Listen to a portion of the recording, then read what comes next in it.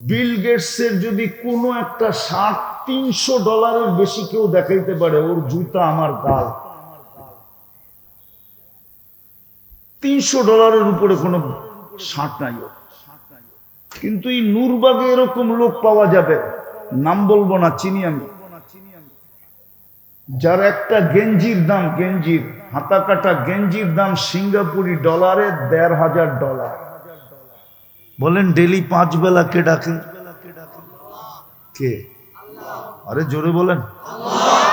আল্লাহ বললে সমস্যা নাই, যতবার বলবেন 40 করে নেকি পাবেন।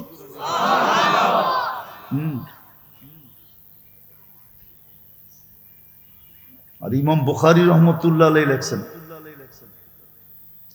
যে আল্লাহর নামকে ওয়েট করার কোনো জিনিস নাই। আল্লাহর নামকে ওয়েট করতে পারে, ওজন করতে পারে। এই দ্বিতীয় ভলিউমই আছে, কিতাবুত তাওহীদের ভিতরেই আছে। আল্লাহর নামকে ওয়েট করার মতো কোনো কি নাই,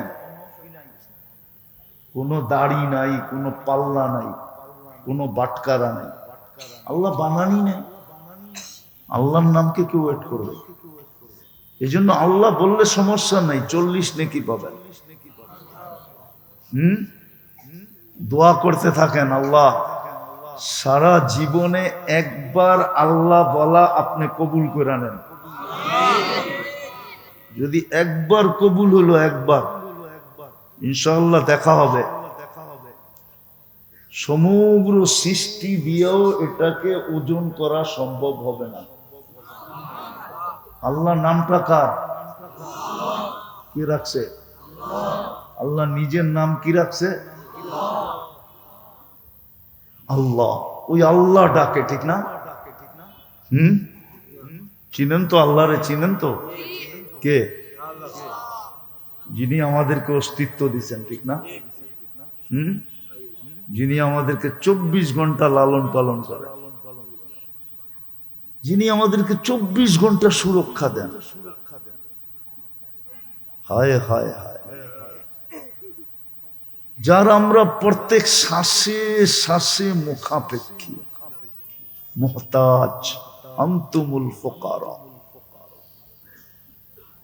শ্বাসে শ্বাসে আমরা আল্লাহর মুহতাজ। চালায় তো চলি, না চালাইতে দিলে এক শ্বাস নেওয়ার ক্ষমতা নাই। আছে নাকি?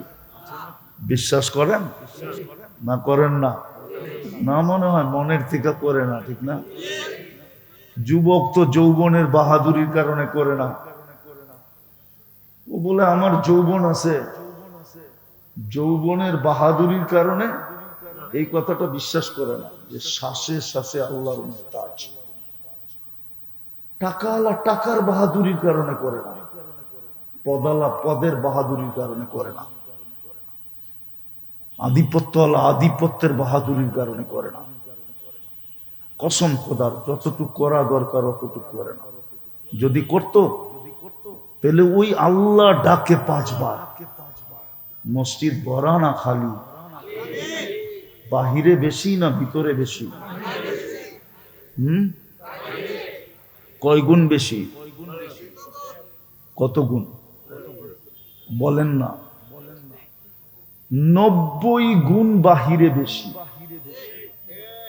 মাত্র 10% ভিতরে। যেই 2 নামাজের উপরে জান্নাতের গ্যারান্টি দিছিলেন, 2 নামাজের উপরে, হুজুররা একমত হবে কিনা আবার জানি না। মান সাল্লাল বারদাইন দাখালাল জান্নাহ। এইখানে ওয়াও আনেন নাই, ফাও আনেন নাই, সুম্মাও আনেন নাই, কোন হরফই মধ্যখানে আনেন নাই। ফজর আর আসর জান্নাতের গ্যারান্টি দিছিলেন, কিন্তু সবচেয়ে কম মুসল্লি ফজরে, ঠিক না? আমি তো হাদিস দিলাম, এবার কোরআন দিব। কোরআন তো বলে ইন্না কুরআনুল ফজরি কানা মাশহুদা। ফজরের নামাজ তোমার সর্বঘাটিতে তোমার পাহারাদার ছিল, সিকিউরিটি গার্ড ছিল, গার্ড। তোমাকে গার্ড দিয়ে নেওয়া যাবে। কিছু গার্ড দেখলে এমনি মানুষ রাস্তা ছেড়া দেয়, কিছু গার্ড দেখলে কি করে, যেই গাড়ির সামনে পিছে সেনাবাহিনীর বহর দেখে ওটা কি রাস্তা চাইতে হয় না এমনি দিয়ে দেয়? তো ফজরের নামাজ তো এরকম গার্ড ছিল, কোরআন আল ফজরি কানা মাশহুদা, কিন্তু ফজরের সবচেয়ে কম মুসল্লি। ডাকে কে? কে ডাকে? হায় হায়, শুধু আল্লাহ তো ডাকে না, ঠিক না? তাহলে বোঝা গেল প্রত্যেক ঘরে ঘরে এই মতবাদের মানুষ আছে যে আমলের কোনো দরকার নেই, ইমান তো আছেই। আমি তো আল্লাহকে বিশ্বাস করি, আমলের দরকার নাই, আমলের দরকার নাই। এটাই তো মার্জিয়ারা বলে। মার্জিয়াদের এক দলই তো জাহামিয়া, ওইখান থেকে পাক হয়ে পরে জাহামিয়া হচ্ছে। ওরাও তো এটা বলে আমলের দরকার নেই। আমার সমাজও যেরকম বলে আমলের দরকার কি, ইমান তো আছে, আল্লাহকে তো আল্লাহ বলে মানি, আমলের দরকার নাই। এই জন্যই তো মসজিদ খালি, বাজার ভরা, মসজিদ খালি, অফিস ভরা, মসজিদ খালি, আদালত ভরা। অথচ একটা যুক্তি দিব, এই এলাকায় তো মসজিদ হওয়ার কথা ছিল না, যুক্তিতে বলে না, যুক্তিতে বলে না। ঢাকা শহরের সবচেয়ে উন্নত এলাকা কোনটা? ওইখানে কোন মানুষগুলা বাস করে? যারা নিজেদেরকে সবচেয়ে বেশি উন্নত মনে করে, ঠিক না? অ্যাবিলিটির দিক দিয়ে, ঠিক না? সত্য না? সর্বদিক দিয়ে যারা অ্যাবিলিটি রাখে ওরাই গুলশানে থাকে, ঠিক না?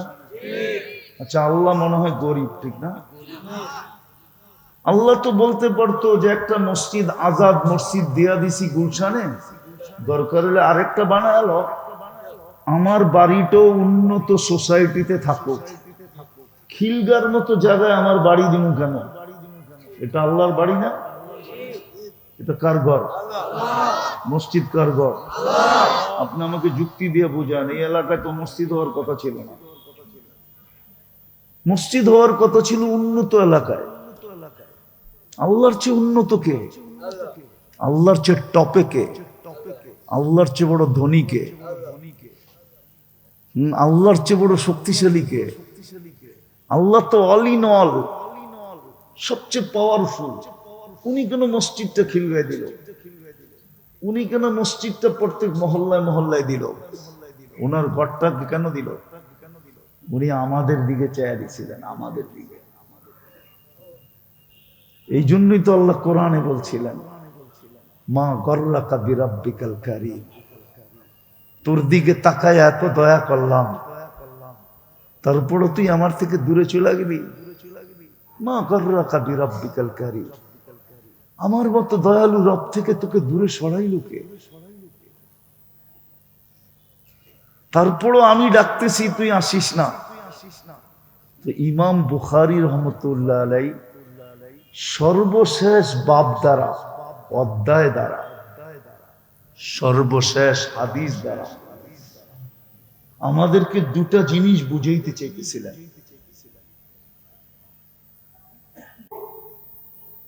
এই কিতাব কোন এক সম্প্রদায়কে রদ করার জন্য, প্রত্যাখ্যান করার জন্য ইমাম বুখারী রহমতুল্লাহ আলাইহি নিয়ে আসছিলেন,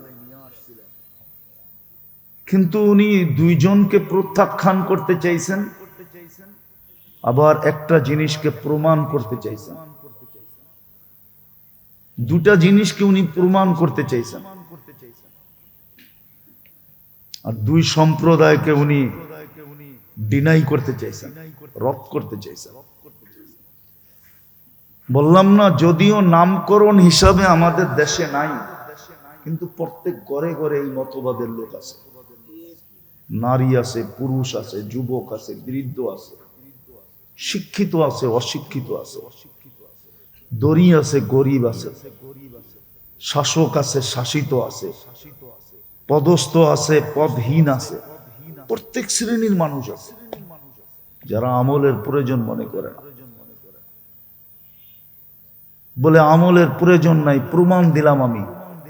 যদি আমলের প্রয়োজন মনে করতো তাইলে কমসে কম একটা হইলেও করত, যে একটা না 100টা ছিল। যেমন নামাজ একটা না, নামাজের ভিতরে 100টা রাখা আছে, 100টা। এই জন্যই তো হাদিস ঘোষণা দিছেন, ইদা সালুহা সালুহা সাইরুল আমাল। নামাজ যদি আল্লাহকে কমপ্লিট করে দেখাইতে পারো, তাহলে আল্লাহর রসুল বলে আল্লাহ তোমাকে কমপ্লিট বইলা লেখা দিবে। নামাজ কমপ্লিট, জীবন কমপ্লিট। নামাজ ওকে, জীবন ওকে। নামাজ পূর্ণ, সবকিছু পূর্ণ। আর কোনটার ভিতরে আল্লাহ কুদরতি হাত লাগাইও দেখবেন না। নামাজ ওকে, ঠিক, কমসে কম একটা করতো।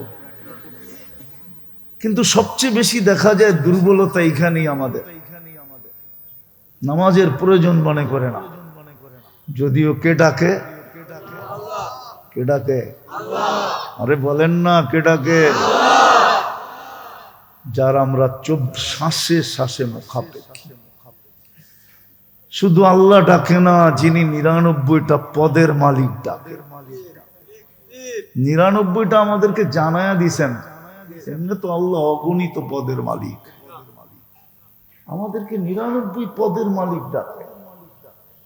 আল্লাহ ডাকে না, শুধু রহমান ডাকে, রহিম ডাকে, মালিক ডাকে, কুদ্দুস ডাকে, সালাম ডাকে, মুমিন ডাকে, মুহাইমিন ডাকে, আজিজ ডাকে, জব্বার ডাকে, মুতাকাব্বিরুল খালিকুল বারিকুল মুসাব্বিরুল গফফারুল কহারুল ওয়াহাবুর রাজ্জাকুল ফাত্তাহুল আলিমুল কাবিদুল বাসিতুল খাফিদুর রাফিউল মুইজ্জুল মুদিল্লুস সামিউল বাসিরুল হাকামুল আদলুল লতীফুল খবীরুল হালিমুল আযীমুল গফুরুশ শাকুরুল আলিকুল কবীরুল হাফিজুল মুকীতুল হাসিবুল জলিলুল করিমুর রকিবুল মুজিবুল ওয়াসি আল হাকিমুল ওয়াদুদুল মজিদুল বাঈসুশ শাহীদুল হকুল ওয়াকিলুল কবিয়ুল মতিনুল ওয়ালিয়ুল হামিদুল মুসি আল মুবদি আল মুঈদ আল মুহয়ি আল মুমীত আল হাইয়্যু আল কাইয়্যুম আল ওয়াজিদ আল মাজিদ আল ওয়াহিদ আল আহাদ আস সামাদ আল কাদির المقتدر المقدم المؤخر الأول والآخر الظاهر والباطن الوالي المتوالي البر التواب المنتقم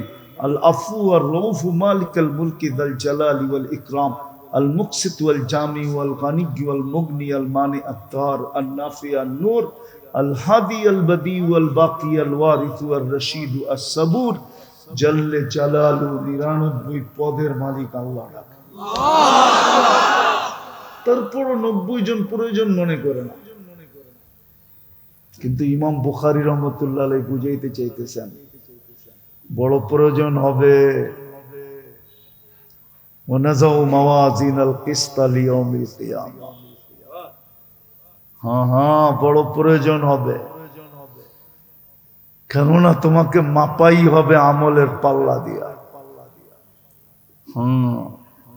দুটা মিটার দিয়া তোমাকে মাপা হবে, একটা হলো ঈমান আর একটা হলো আমল।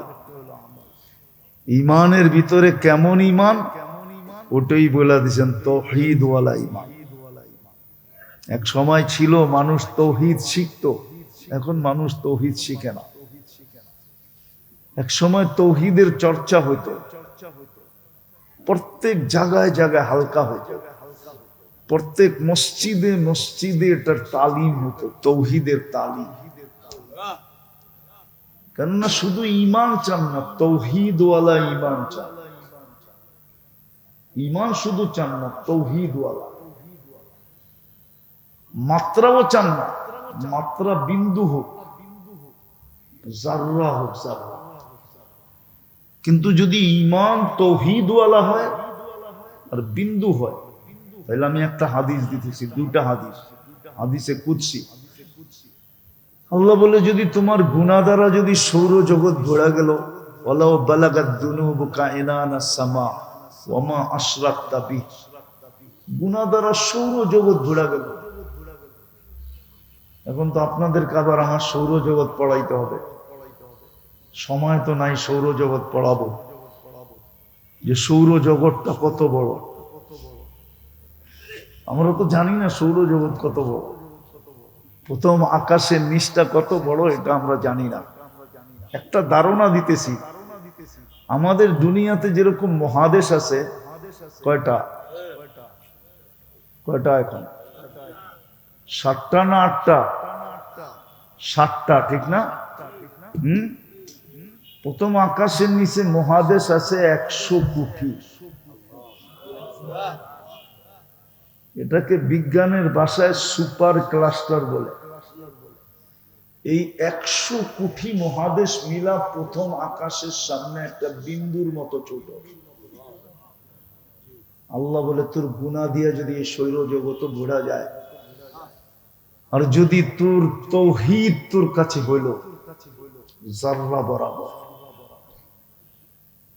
আর আমার কাছে মাপ চাইলি, তাহলে আমি মাপ করা দিব। অলা উবালি, আমি পরোয়াই হবে না তুমি কত গুনাহ করলে। ফাস্তাগফারতানি ফাগফারতু লাকা ওয়ালা উবালি। আফসোস তো এটাই আমার, যে এই উম্মত আল্লাহ চিনল না, আর আল্লাহর আর নিজের মাঝে সম্পর্ক বুঝল না। এই উম্মত যদি আল্লাহ চিনতো, আর আল্লাহর সাথে আমাদের কত ঘনিষ্ঠ সম্পর্ক এটা যদি জানতো, তাহলে এক হাদিসে আছে, আল্লাহ বলেন যে প্রত্যেকে চিৎকার দিয়া চাঁদ দিয়া দিত। অনেক এক সময় কিন্তু খুশিতে মানুষ মারা যায়, খুশিতে, ঠিক না? হার্ট ফেল করে কি খুশিতে, ঠিক না? আল্লাহ বলে খুশিতে মরে যেত, আমরা জানি না। দ্বিতীয় আল্লাহ বলে তোর যদি মাপ চাওয়ার সুযোগ না হয়, মাপ চাওয়ার সুযোগ হলো না, লাউ আতাইতানি বিকুরাবিল আরদি খাতায়া, পুরো জমিনের পরিধি তুমি গুনাহ দিয়া ভরা দিলা, কিন্তু মাপ চাওয়ার সুযোগ হলো না।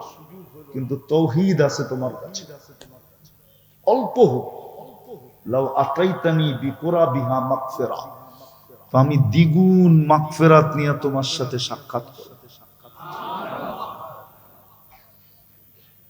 তো যেটা ইমাম বুখারী রহমতুল্লাহ আলাইহি বুঝাইতে চেয়েছিলেন, যে উম্মতের একটা সময় আসবে আমলের কোনো প্রয়োজন মনে করবে না। যেমন আমি একটা প্রমাণ দিলাম, 90% মানুষ নামাজ পড়ার প্রয়োজন মনে করে না, 90% মানুষ রোজা থাকার প্রয়োজন মনে করে না, মুসলমানের বেশিরভাগ সংখ্যার মানুষ যাকাত দেওয়া প্রয়োজন মনে করে না, হজ করার প্রয়োজন মনে করে না, সারাদিন বক্ষণ করে আল্লাহটা। এই যুবক করে জিজ্ঞাসা করেন, সারাদিনে একবার মনের থেকে আল্লাহ বলে কিনা? একবার জিজ্ঞাসা করেন এদেরকে, সারাদিনে যদি একবার মনের থেকে আল্লাহ বলতো, একবার। এই মজমায় জিজ্ঞাসা করেন কয়জন আছে ডেলি 100 বার আল্লাহ বলে? আমরা আল্লাহ বলা প্রয়োজন মনে করি না, যদি এটা বড় আমল ছিল, বহুত বড় আলেম আমল। আরে রাগ হবেন না, আমি বুঝানোর জন্য বলতেছি, আমি কারো বিরোধিতায় বলতেছি না, কাউকে ইঙ্গিত করে না। আমরা তো এই সমাজেই বড় হয়েছি, ঠিক না? এই দেশেই তো জন্ম নিছি, দাড়িটা তো এই দেশেই পাচ্ছে, ঠিক না? আমরা তো দেখি সারাদিন নাম জপতে জপতে জপতে জপতে জপতে থাকে, এর 100 ভাগের 1 ভাগও যদি আল্লাহ জপত, তাহলে মনে হয় সব কুতুব হয়ে যেত, কুতুব। অথচ দলীয় প্রধানের নাম, ব্যক্তিত্বের নাম সারাদিন এতবার জপতে থাকে, সারাদিন জপতে থাকে, অথচ আল্লাহর নাম জপা সবচেয়ে বড় ডিউটি ছিল আমাদের। হায়, কোরআন তো এটাই বলছিল, কুতিলাল ইনসানু মা আকফারা। ও মানুষ, এই জন্যই তো 96 বার বলছেন আল্লাহ আর রহমানের ভিতরে 96টা নেয়ামতের কথা বলছেন। প্রত্যেকটা নেয়ামতের পরে আল্লাহ কি বলছে? সাবিয়াইয়ে। এটার অর্থ কি?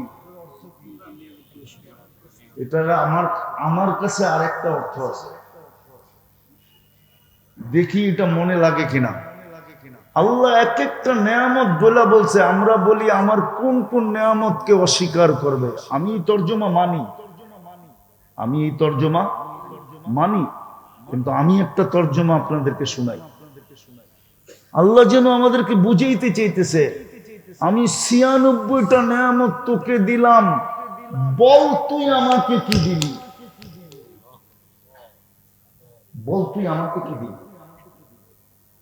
बता तूने मेरे लिए क्या क्या। আমি তো 96টা নেয়ামত দিলাম তোরে, তুই আমারে কি দিলি বল। উচিত ছিল সারাদিন আল্লাহর নাম নেওয়া। আজকে মুসলমানের এই দুরবস্থা কেন? একটু ভাবেন। 250 কোটি মুসলমান, 60টা মুসলিম দেশ, দুনিয়ার সবচেয়ে বড় কারেন্সি মুসলমানের কাছে, দুনিয়ার সবচেয়ে বেশি ব্র্যান্ড মুসলমান ব্যবহার করে, দুনিয়ার সবচেয়ে বেশি কাপড় চোপড় মুসলমান ব্যবহার করে, দুনিয়ার সবচেয়ে বেশি প্রসাধনী মুসলমান ব্যবহার করে, দুনিয়ার সবচেয়ে বেশি খাওয়া দাওয়া মুসলমান খায়। মুসলমানের চেয়ে বেশি আইটেম দুনিয়ার কেউ খায় না। কেউ আমাকে মিলাইয়া দিতে পারবে না। চ্যালেঞ্জ সারা দুনিয়ার মিডিয়ার সাথে আমার, কেউ আমাকে মিডিয়া দিয়ে মিলাইয়া দিতে পারবে না যে মুসলমানের চেয়ে বেশি কাপড় চোপড় কেউ পরে।